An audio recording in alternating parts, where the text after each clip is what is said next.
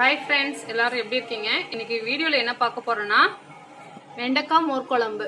வாங்க இது எப்படி செய்யலான்னு பார்க்கலாம். நான் இதில் 1 கப் தயிர் சேர்த்துருக்கேன். இதில் மிக்சி ஜாரில் சேர்த்தாச்சு. இதை வந்து நம்ம நைஸாக அரைச்சிட்டு வந்துடலாம். நம்ம இந்த மாதிரி அரைச்சிட்டு வந்துடணும் தயிரை. நம்ம இன்னொரு ஜார் எடுத்துக்கணும். எடுத்துட்டு இதுல இருந்து ஒரே ஒரு ஸ்பூன் வந்து துவரம்பருப்பு, கொஞ்சோண்டு பச்சரிசி கொஞ்சமா தான் சேர்த்திருக்கேன்.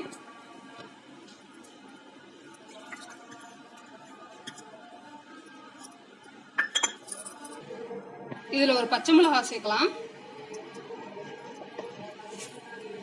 கொஞ்சோண்டு ஜீரகம்,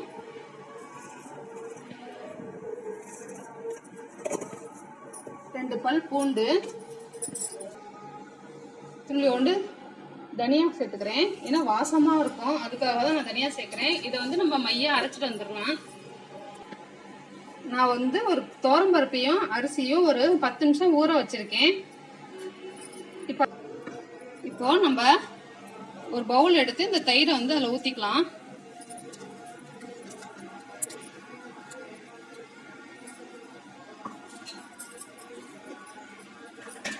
நம்ம நெக்ஸ்ட் அரைச்சிருக்கோம்ல துவரம்பருப்பு பச்சரிசிலாம், அதையும் சேர்த்துடுறேன் இதோட.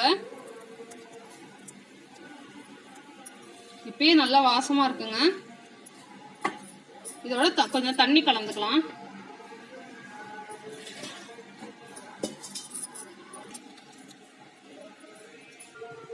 இதை நல்லா கலந்து விட்டுக்கலாம். அப்படி கையிலையும் கலக்கலாம், நம்ம கரண்டிலையும் கலக்கலாம். நான் கரண்டிலே கலக்கிக்கிறேன்.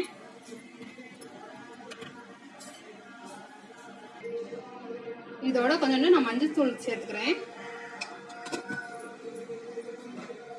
இதையும் நல்லா கலந்துக்கலாம்.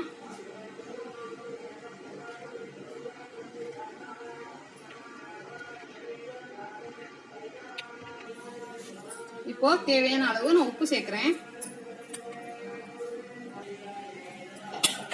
கேஸ் ஆன் பண்ணிக்கலாம். இப்போ கடாய் வச்சிட்டோம். கடாய் நல்லா சூடாகட்டும்.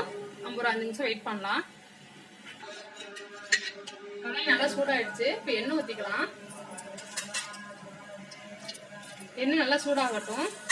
இப்போ நம்ம எண்ணெய் சூடாயிடுச்சு, கடுகு சேர்த்துக்கலாம். கொஞ்சோண்டு உளுந்து பருப்பு, கொஞ்சோண்டு வெந்தயம், 2 காஞ்ச மிளகாய்,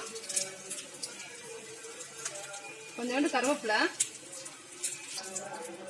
இப்போ சின்ன வெங்காயம் கொஞ்சோண்டு சேர்த்திருக்கேன். நல்லா இருக்கும் சின்ன வெங்காயம் சேர்த்தோம்னா. இது நல்லா வதக்கி விட்டுக்கலாம்.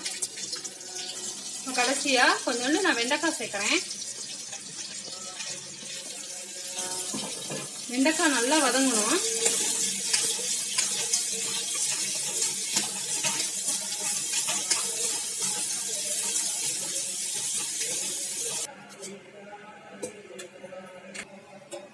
நல்லா குழம்பு கொதிக்க ஆரம்பிச்சிருச்சு. இப்ப நம்ம கடைசியா வந்து கொத்தமல்லி தலையை மட்டும் சேர்க்கலாம்.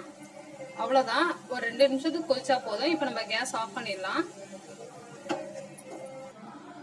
அவ்வளவுதான் ஃப்ரெண்ட்ஸ், நம்மளோட மோர் குழம்பு சூப்பரா ரெடி ஆயிடுச்சு. வெண்டைக்காய் போட்டு வச்சிருக்கோம். இதோட நீங்க பூசணிக்காய், பரங்கிக்காய் அதெல்லாம் சேர்க்கலாம். இன்னொன்னு வந்து உளுந்த வடையை சேர்த்து இல்ல மோர் குழம்புல போட்டு சாப்பிட்டோம்னு சொல்லுங்க, சூப்பரா இருக்கும். நீங்களும் இது மாதிரி வீட்டுல ட்ரை பண்ணி பாருங்க. பிடிச்சிருந்துச்சுன்னா என் சேனலுக்கு மறக்காம சப்ஸ்கிரைப் பண்ணிருங்க. ஓகே, நம்ம நெக்ஸ்ட் வீடியோல பார்க்கலாம். பாய்.